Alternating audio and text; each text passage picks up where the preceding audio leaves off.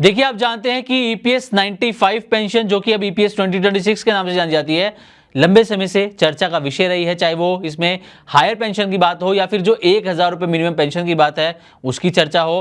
तो अब इस पर संसद में भी बातचीत हुई है, राज्यसभा में ये मुद्दा उठा और इस पर अब क्या कहा गया है ये हम आपके सामने इस वीडियो में रखने वाले हैं। और क्या वाकई हायर पेंशन का कुछ बदलाव इसमें होने वाला है? क्या मिनिमम पेंशन जो लंबे समय से मांगा है 1000 से बढ़ाकर 7500 की जाए, क्या इस पर कुछ चर्चा हुई है? इस कहानी में बताने वाले हैं। और साथ ही अगर आपकी कंपनी में पीएफ का पैसा ईपीएफओ के पास नहीं बल्कि किसी प्राइवेट पीएफ ट्रस्ट के जरिए मैनेज होता है, तो क्या आपको हायर ईपीएस 95 पेंशन का फायदा मिलेगा? और क्या 15,000 की वेज सीलिंग से ऊपर की सैलरी पर पेंशन का रास्ता आपके लिए भी खुला है? इसी सवाल को लेकर अब संसद में मामला उठा है और लाखों कर्मचारियों की नजर इस पर टिकी है। दरअसल 6 अगस्त को ईपीएस 95 में हायर पेंशन का मुद्दा राज्यसभा में उठा। बीजेपी सांसद डॉक्टर अजीत माधवराव गोपछड़े ने इस पर बातचीत की और पूछा गया कि 9 जुलाई 2026 के मद्रास हाई कोर्ट के फैसले और सुप्रीम कोर्ट के पहले के फैसलों को ध्यान में रखते हुए एग्जेम्प्टेड और अनएग्जेम्प्टेड एस्टेब्लिशमेंट्स के कर्मचारियों के लिए हायर पेंशन के नियमों को समान रूप से लागू किया जाएगा।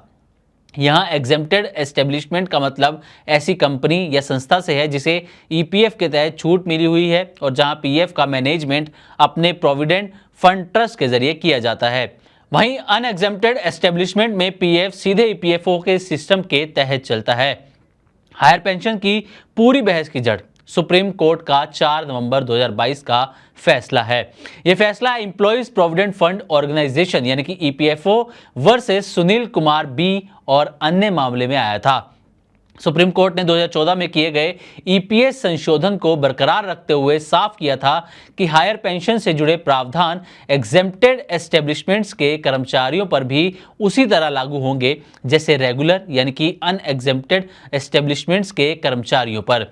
यानी सिर्फ ये वजह कि किसी कर्मचारी की कंपनी एग्जेम्प्टेड एस्टेब्लिशमेंट है उसे हायर पेंशन के विकल्प से बाहर करने का आधार नहीं हो सकती। बाद में अलग अलग अदालतों में भी इस मुद्दे को लेकर मामले सामने आए हैं। For example Karnataka high court ने अप्रैल 2026 के एक मामले में कहा कि एलिजिबिलिटी पूरी करने वाले एग्जेम्प्टेड एस्टेब्लिशमेंट्स के कर्मचारियों के हायर पेंशन के दावे को सिर्फ उनके एस्टेब्लिशमेंट के एग्जेम्प्टेड होने के कारण खारिज नहीं किया जा सकता।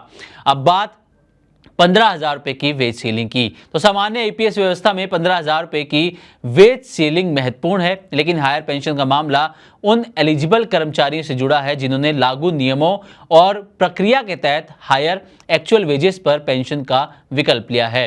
इसका मतलब ये बिल्कुल नहीं है कि हर ईपीएस 95 सदस्य की पेंशन अब अपने आप पूरी तरह बेसिक सैलरी के आधार पर बढ़ जाएगी। यही सबसे अहम बात है। ये सभी पेंशनर्स की पेंशन तुरंत बढ़ने की खबर नहीं है। हायर पेंशन के लिए eligibility, contribution history, joint option और ईपीएफओ की वेरिफिकेशन जैसी शर्तें महत्वपूर्ण हैं। फिलहाल इस मामले में सबसे बड़ा सवाल यह है कि 9 जुलाई 2026 के मद्रास हाई कोर्ट के फैसले को लेकर सरकार का आधिकारिक रुख क्या होगा और एग्जेम्प्टेड और साथ साथ अनएग्जेम्प्टेड एस्टेब्लिशमेंट्स के लिए आगे क्या प्रक्रिया तय की जाएगी। राज्यसभा में डॉक्टर अजीत माधवराव गोपछड़े की तरफ से उठाया गया ये सवाल इसी वजह से महत्वपूर्ण भी माना जा रहा है और इसीलिए ईपीएस 95 के कर्मचारियों के लिए संदेश साफ है। हायर पेंशन का रास्ता एग्जेम्प्टेड एस्टेब्लिशमेंट के कर्मचारियों के लिए भी कानूनी तौर पर महत्वपूर्ण है, लेकिन इसे सभी की पेंशन बढ़ने का सीधा ऐलान समझना सही नहीं होगा। तो उम्मीद करते हैं कि हमारी तरफ से दी गई जानकारी आपको अच्छी लगी होगी। इसी तरह की और भी वीडियोस के लिए देखते रहे मनी 9 और सब्सक्राइब करें हमारे यूट्यूब चैनल।